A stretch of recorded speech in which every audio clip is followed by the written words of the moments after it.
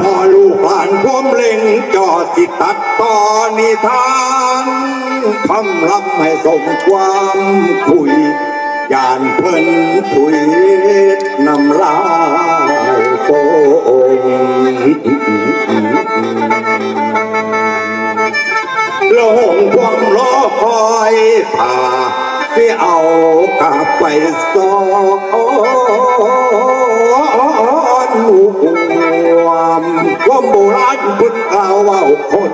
เท่าเพิ่นว่ามาลาปลาซีนบ่ได้กินหนังบ่ได้ห้องหนังสั่งกระดูกแหวนคอ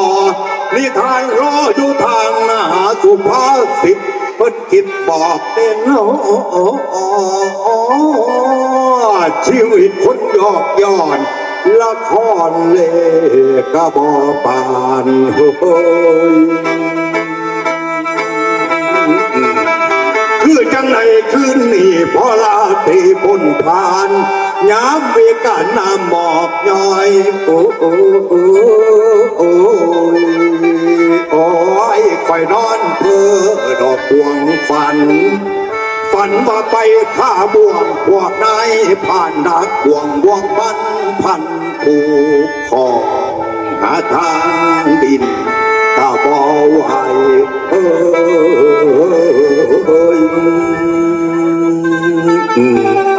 โอ้ยจนอิดหิวริ้วลาบเพื่อนหวังตาเอิญมาโอ้สายโอ้เด้งหนอบาดน้ำหมู่เมื่อคืนหัวใจเต้นโอ้ยอยู่บ่เศร้าหัวใจเต้นอยู่บ่เศร้าโอ้เด้งหนอ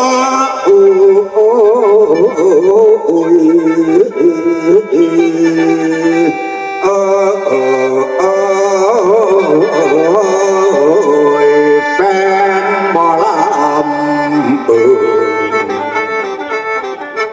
พี่น้องเมื่อคืนนี้นอนสลาเกิดฝันกลางผมถึงห้องถึงค้างฝันว่าไปถือบ่วงมันพันเกี่ยวหัดข้อพนาฝันแนวนี้จักมันสิฝันดีหรือฝันลายแต่ว่ามื้อนี้เป็นท่าสีเสนาอามาตย์ข้างในเมืองกุลาเพิ่นมาตีฟ้องร้องเปล่าเอาไทยเลยเก็ดหัวเมืองเอาหอดไทยไทยใส่โอ้โหนี่ไทยบุญผลิตไปน้ำมาสั่นไปเรือสาวคำนางคนนี้ดูแล้วก็บ่มีพอเพิ่นก็เลยให้ผ้าสีมาตีบอกร้องเป้าเตือนเอาไถ่สกันไปให้หลานของเพิ่นเลือกเป็นผู้เป็นผัวของคำนางเป็นพ่อของหลานของเจ้าปอพญาเพิ่นประกวด3 เป่าได้ยินผ้าสีอามาตย์มาบอกกันชัดว่าสิเข้าไปเบิ่งน้ำมูก็เพราะว่าสิไปเลือกคู่ดอกเพราะว่ามันบ่รู้จักท่วมประกวด3 เป่ามันเป็นบ้าเบิ่งหนึ่งมันว่าอยากเห็นในเมืองซื่อๆไปก็บ่บอกฮอดหลวงตาได้ลักไปเพิ่นเอาฟังหู3 เป่า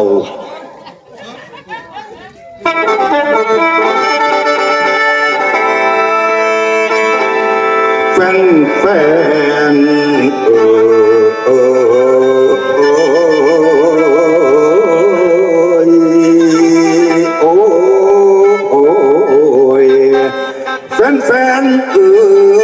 จังหวะเงียบหน่อยเบาค่อ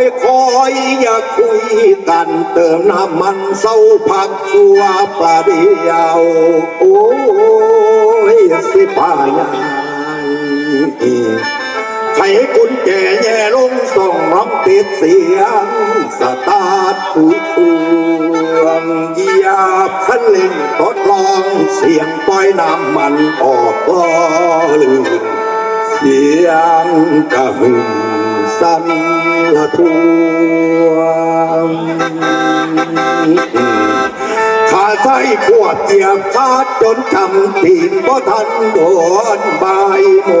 งโอ้ย ยสิพายายผมสิพาผู้ฟังถ่ายไปอุดรน้องคายโอ้โอ้โอ้โอ้โอ้โอ้ยพาไปหอดใจงอนบอนบอกเคยพบพอท่านเห็นแล้วจังอวยคือพี่น้องเอ๋ยอันมาบุญบ้าเปลืองถือเป็นเรื่องคำสอนเด่นนอผู้บอนปลองตึกคำดูบ่ยอมเชื่อเกือต้องเข็มไฟต้องรอนนอนจอดตายแต่ของเน่าสิเฮ็ดเพื่อนต้องเบิ่งเสาอุปประกอนก่อสร้างเพียง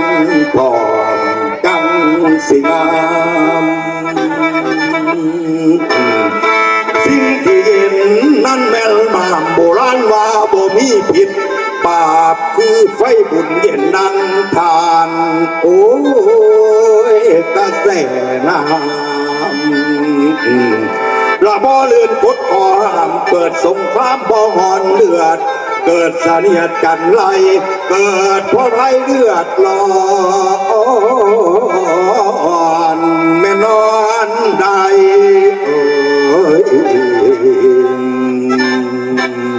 บ่อินตาแม่นอนได้บ่อินตาละน้อยาย